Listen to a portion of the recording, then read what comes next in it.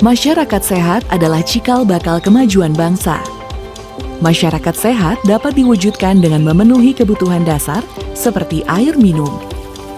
Oleh karenanya, air minum yang berkualitas harus dapat diakses dengan mudah oleh masyarakat.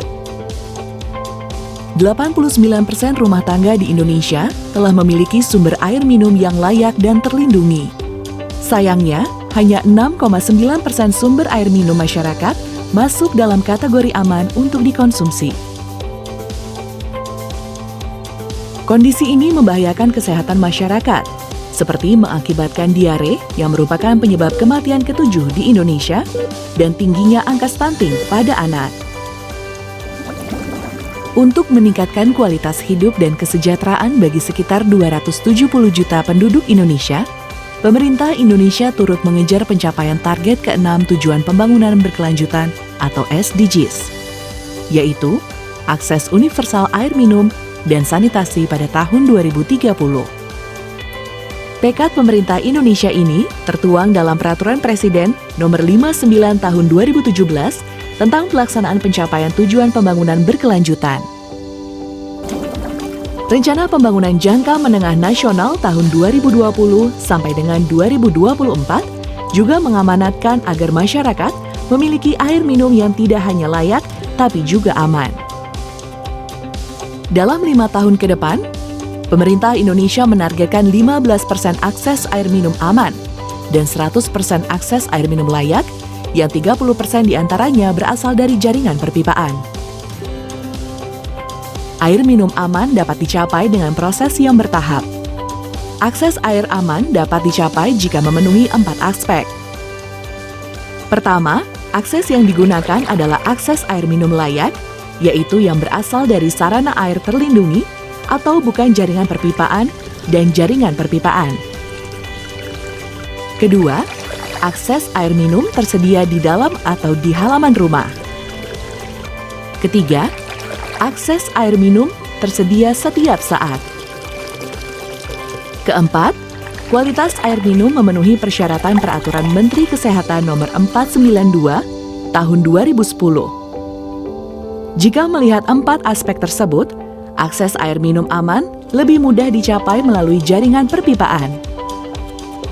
Untuk memenuhi hak masyarakat akan air minum aman, pemerintah Indonesia juga telah merancang beberapa program pendukung yang saling terkait, yaitu Rencana Pengamanan Air Minum atau RPAM, Pengawasan Kualitas Air Minum atau PKAM, dan Sanitasi Total Berbasis Masyarakat atau STBM Pilar Ketiga. Ketika program RPAM, Pilar 3 STBM, dan PKAM berjalan secara terintegrasi dan komprehensif, maka akses air minum aman kepada masyarakat dapat terpenuhi. Pengalaman warga mengkonsumsi air minum aman dari keran akan menjadi cerita sukses kepada masyarakat lainnya dari segi kesehatan bahkan dari segi ekonomi, di mana mereka tidak perlu lagi membeli air kemasan. Kolaborasi antar program dan berbagai pihak pelaksana terkait adalah kunci mencapai air minum aman bagi semua.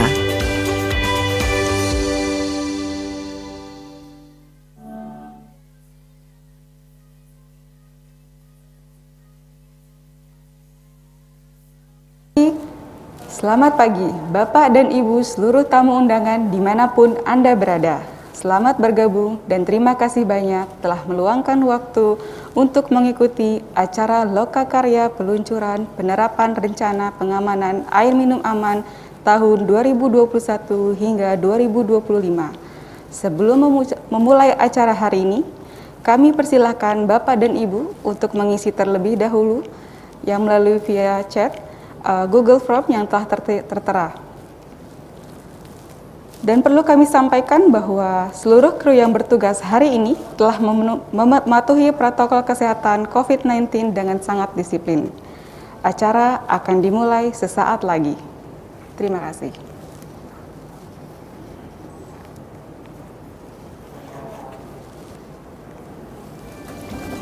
Untuk meningkatkan kualitas hidup dan kesejahteraan bagi sekitar 270 juta penduduk Indonesia, pemerintah Indonesia turut mengejar pencapaian target ke-6 Tujuan Pembangunan Berkelanjutan atau SDGs, yaitu akses universal air minum dan sanitasi pada tahun 2030. Tekad pemerintah Indonesia ini tertuang dalam Peraturan Presiden Nomor 59 Tahun 2017 tentang pelaksanaan pencapaian tujuan pembangunan berkelanjutan. Rencana Pembangunan Jangka Menengah Nasional tahun 2020 sampai dengan 2024 juga mengamanatkan agar masyarakat memiliki air minum yang tidak hanya layak, tapi juga aman.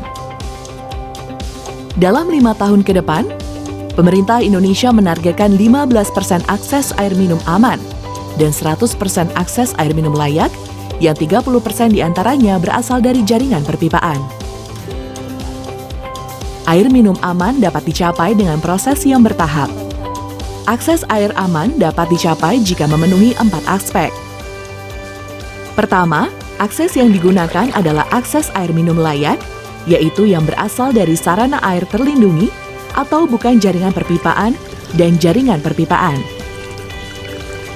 Kedua, akses air minum tersedia di dalam atau di halaman rumah. Ketiga, akses air minum tersedia setiap saat. Keempat, kualitas air minum memenuhi persyaratan Peraturan Menteri Kesehatan Nomor 492 Tahun 2010. Jika melihat 4 aspek tersebut, akses air minum aman lebih mudah dicapai melalui jaringan perpipaan. Untuk memenuhi hak masyarakat akan air minum aman, pemerintah Indonesia juga telah merancang beberapa program pendukung yang saling terkait, yaitu Rencana Pengamanan Air Minum atau RPAM, Pengawasan Kualitas Air Minum atau PKAM, dan Sanitasi Total Berbasis Masyarakat atau STBM Pilar Ketiga. Ketika program RPAM, Pilar 3 STBM, dan PKAM berjalan secara terintegrasi dan komprehensif, maka akses air minum aman kepada masyarakat dapat terpenuhi. Pengalaman warga mengkonsumsi air minum aman dari keran akan menjadi cerita sukses kepada masyarakat lainnya dari segi kesehatan bahkan dari segi ekonomi, di mana mereka tidak perlu lagi membeli air kemasan. Kolaborasi antar program dan berbagai pihak pelaksana terkait adalah kunci mencapai air minum aman bagi semua.